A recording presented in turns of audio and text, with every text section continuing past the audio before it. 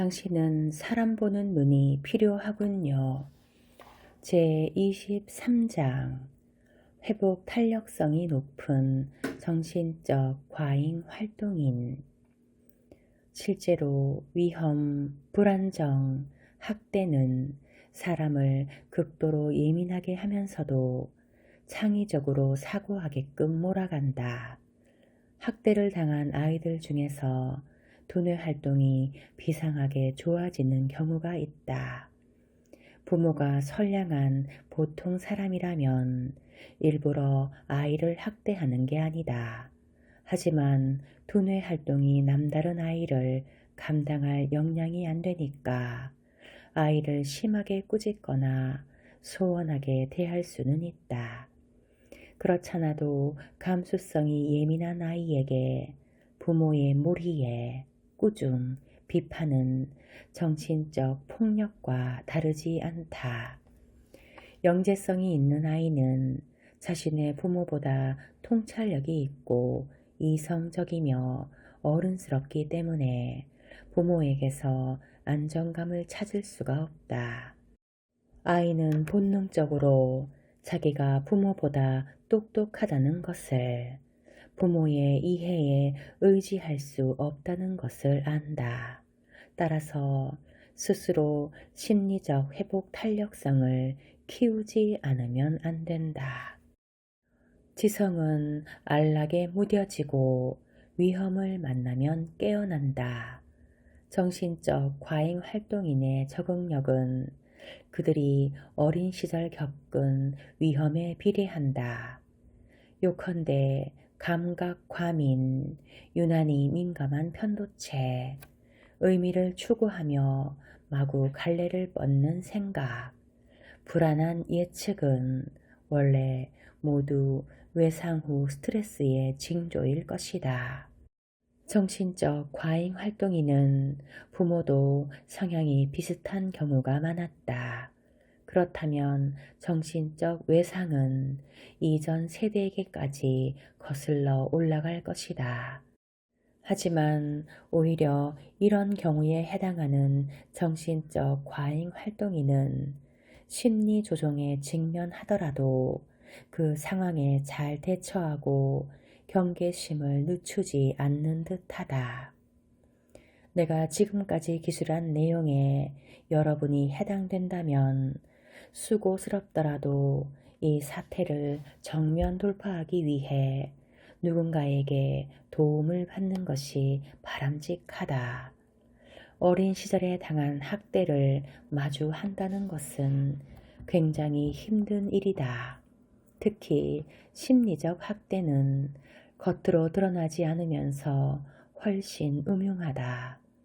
온전하고 순리에 맞는 인간관계들을 회복하려면 이제 심리 조종자들에게 혹하지 말고 그들이 알아서 도망가게 해야 한다. 그리고 자기를 보호하는 법을 시급히 배워야 한다. 사회가 여러분을 보호해 줄 거라고 기대해선 안 된다. 사회가 여러분을 이해해 줄 거라는 기대조차 하지 않는 편이 낫다. 절대로 하면 안 되는 생각들. 바보와 싸우려 말라. 바보는 상대를 자기 수준으로 끌어내려 경험으로 이겨버린다. 알베르트 아인슈타인. 심리 지배에서 벗어나기를 원한다면 더는 심리 조종자들이 당신에게 들러붙기를 원하지 않는다면 습관처럼 하는 행동들을 뿌리부터 갈아엎어야 한다. 이제 당신은 그런 행동들이 사태를 지속시키고 악화시킨다는 점을 잘 알았을 것이다. 같은 일을 점점 더 많이 하면 같은 결과가 점점 더 많이 나타난다. 여러분이 절대로 해서는 안 될 것들의 목록이다. 나는 그 사람을 구원할 수 있어. 다른 건 둘째 치더라도 구원자 역할은 절대로 하면 안 된다. 어른이라면 무방비 상태의 어린아이와 달라야 한다. 다 큰 어른을 젖먹이 다루듯 애지중지 키워줄 이유가 없다. 정말로 보호받아야 할 사람은 아이들이다. 아이들은 어리고 위험에 취약하며 법적으로도 스스로를 보호할 수단을 지니고 있지 않기 때문이다. 어른들 중에는 여러분이 보듬고 키워줘야 할 불쌍한 병아리가 없다. 착각하지 마라. 못돼 먹은 사람과 불행한 사람은 다르다. 심리 조종자들이 남들보다 딱히 더 불행하지는 않다. 그저 우는 소리를 크게 낼 뿐이다. 그들은 보상받을 필요가 없으며 여러분이 보상을 할 필요는 더더욱 없다. 마음고생이 많았구나 이해할 수는 있다만 그건 다른 사람들도 마찬가지이고 자기 문제는 자기가 풀어야 한다. 어른이라면 자격도 없는 구원자에게 기대기보다는 전문가를 찾아가 얼마든지 도움을 구할 여력이 있다. 게다가 주위 사람들에게 아마추어 심리치료사 노릇을 하는 것이 본인에게 위험할 수도 있다. 만약 시중은행이 어떤 사람에게 대출을 거부했다면 거기에는 마땅한 이유가 있을 것이다. 그 사람에게 사설은행 노릇을 해주지 마라. 상환은 영영 이루어지지 않을 테니까.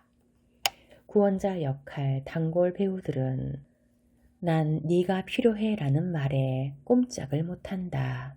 그들은 그 말을 듣자마자 가슴이 뭉클하고 그렇게 말해준 사람이 한없이 고맙다.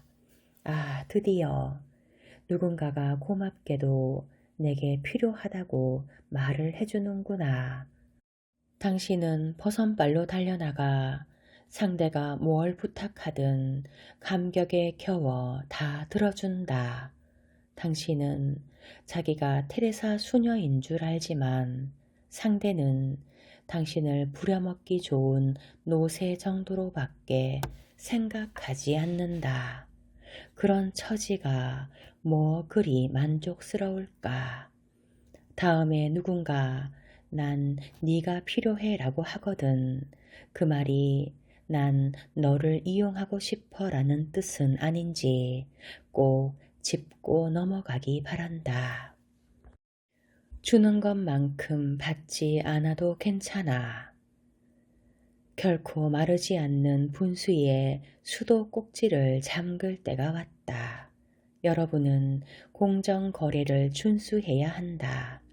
상식에 비추어 생각해 본다면 심리조종자를 더 이상 겉늙은 미성년자, 아직 어른 구실을 못하는 사람 취급하지 않는다면 여러분이 그 사람에게 해주는 모든 것이 결코 정당화될 수 없음을 이해할 것이다.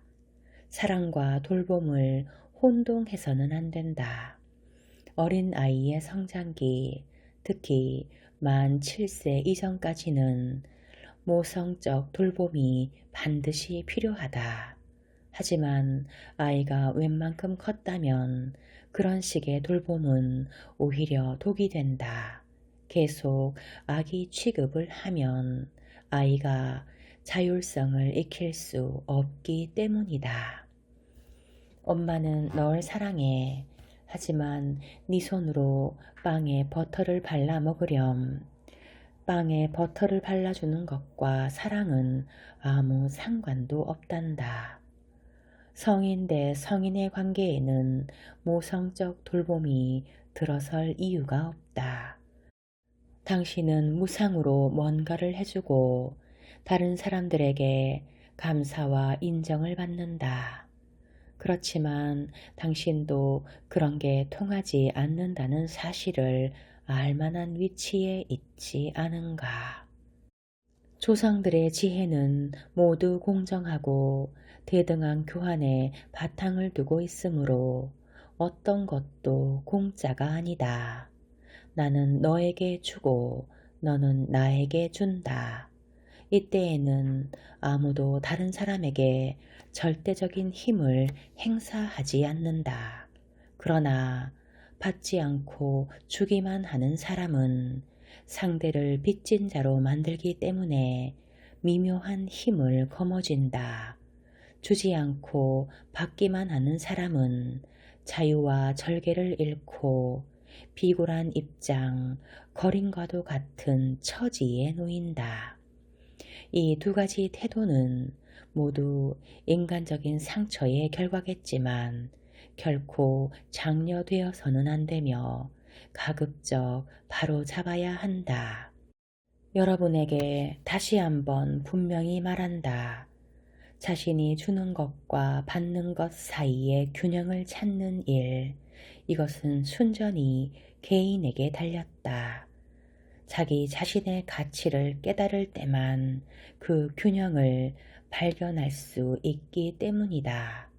하지만 그런 경지에 이르기 전까지는 공정성에 대한 여러분의 감각에 의지해야 할 것이다. 그땐 그럴 수밖에 없었으니까. 여러분은 심리조종자가 크나큰 고통을 겪은 탓에 그렇게 행동하게 되었다고 생각하기 때문에 그 사람의 핑계거리를 찾아준다. 그런 핑계를 많이 찾아줄수록 그 사람에게 여러분을 마음대로 휘두를 힘을 안겨주는 셈이다. 그러다 결국 여러분은 용납해서는 안 될 소행마저 용납하게 될 테고 그 사람이 하는 못된 짓의 공모자로 전락할 것이다. 하는 짓은 미워해도 사람은 미워하지 않을 수 있다. 그렇지만 일탈 행동은 절대로 눈 감아 주면 안 된다. 세상에는 변명의 여지가 없는 행동들도 있다. 핑계를 만들어주는 것과 용서하는 것을 혼동하지 마라. 용서는 의식의 기나긴 구도라 할 수 있다. 그 사람에게 핑계를 만들어주는 것은 상처를 급히 싸매 더 악화시키는 것이다. 입장을 분명히 하고 따질 일은 따져야 하건만 그것은 그 상황을 회피하려는 시도에 불과하다. 얼굴을 보고 결판을 내야겠어. 주위에 심리 조정자가 있다면 알 것이다. 그 사람은 모두와 껄끄러운 관계가 되고 그런 상황을 즐기기까지 한다. 그는 싸움을 좋아한다. 알다시피 그 사람은 의식적으로 갈등과 불화를 조장하고 거기서 힘을 얻는다. 그는 말썽을 일으키고 걸핏하면 고소장을 날린다. 심리 조종자와의 소통에서 첫째 가는 수칙은 그 사람과 제대로 소통하겠다는 생각을 버리는 것이다. 그 사람과 싸우려 하지 마라. 싸워봐야 아무 소용도 없다. 당신과 그 사람은 대등한 무기를 가지고 싸우는 게 아니다. 심리 조종자는 이성으로 납득 가능한 한계를 벗어나 있기 때문에 당신은 도저히 그 사람의 정신 구조를 상대할 수 없다. 당신은 늘 인간적인 양심을 느끼지만 그 사람은 그렇게 생겨 먹지를 않았다. 당신이 취할 수 있는 가장 좋은 태도는 가급적 엄하게 그 사람을 단속하고 최대한 거리를 두는 것이다. 이제 싸우는 것도 지쳤다. 여러분은 빈약한 무기를 들고 벌이는 힘든 싸움에 지친 나머지 그냥 그 사람이 하자는 대로 해버리고 싶을 것이다. 아주 고역스러운 요구조차 그냥 들어주고 여러분에게 상처를 주는 그 사람의 생각을 무시하고 그 사람이 무슨 말을 떠들고 무슨 짓을 하든지 그냥 내버려 두고 싶을 것이다. 그러면 그 사람의 신경질, 분노 발작, 괴롭힘을 피할 수 있고 여러분은 빨리 다른 일로 넘어갈 수 있을 테니까. 하지만 그 계산은 틀렸다. 고함과 호통을 피하면 그런 소리들을 들을 일이 점점 많아진다. 갈등을 그런 식으로 단기적으로만 관리한 결과는 잠옷 비극적이다. 여러분이 한 번 져줄 때마다 상대의 영토가 불어난다. 게다가 그 사람의 유아적인 전능 환상을 살찌우게 된다는 점은 더욱더 나쁘다. 기다리면 그 사람은 달라질 거야. 여러분이 이 책을 덮을 때 딱 한 가지만 기억해야 한다면 바로 이것이다. 심리 조종자가 달라질 거라고 믿지 마라. 심리 조종자는 늘 조금만 더 참으면 뭔가 바뀔 거라는 희망 속에 여러분을 붙잡아 놓는다. 자기도 이제 바뀔 거라고, 상황이 좋아질 거라고, 이제 곧 직장을 구할 거라고 말이다. 심리 조종자는 이번에는 정말로 자기가 얼마나 잘못했는지 깨달았고 이제 고생스러운 나날은 끝났으며 두 번 다시 당신을 힘들게 하지 않을 거라는 믿음을 심어주기 좋아한다. 그 사람은 사악하게도 늘 이번에는 정말로 당신과 헤어질 거라고 위협하지만 결코 당신을 놓아주지 않는다. 그래서 당신은 이제 곧 해방될 거라는 헛된 희망 속에서 살아간다. 이미 말했듯이 그 사람은 은근히 자기에게 만족하고 자부심마저 느끼기 때문에 굳이 달라질 이유가 없다.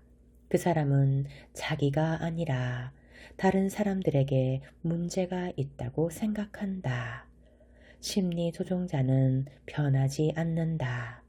본인이 변화를 원치 않기 때문이고 그건 그 사람의 자유다. 여러분은 스스로에게 이런 질문들을 터놓고 던져보기 바란다. 그 사람이 변하기를 기대하면서 살아온 세월이 얼마나 오래됐는가? 언제까지 기다리기만 할 건가? 만약 그 사람이 영원히 변하지 않을 거라면 어떻게 할 건가? 내가 그렇게 행동하지 않았더라면 심리조종자의 주장대로 여러분과 그 사람의 관계를 여러분만 책임져야 한다고 생각한다면 밑빠진 독에 물 붓기를 더욱더 열심히 하는 꼴이다. 이미 너무 많은 것을 쏟아부었기 때문에 이제 발을 뺄 수 없다고 생각하는 행동 방식을 잃은 돈 쫓아가기라 한다. 심리 조종자와 싸우느라 이미 10년을 잃었다면 안 됐지만 장차 10년을 더 잃을 필요는 없지 않을까. 추잡한 짓거리를 직시하지 않으려고 애둘러 좋게 말하지는 마라. 사기당한 줄도 모르는 얼굴을 하는 것보다 사기를 당했구나라고 깨닫는 편이 낫지 않을까. 턱없이 주제넘은 죄책감에 사로잡혀 살아가지 마라. 여러분이 모든 것을 좌우할 수는 없다. 심리 조종자들은 그냥 상대하면 안 되는 사람들이다. 그러니까 이제부터라도 상대하지 않으면 된다.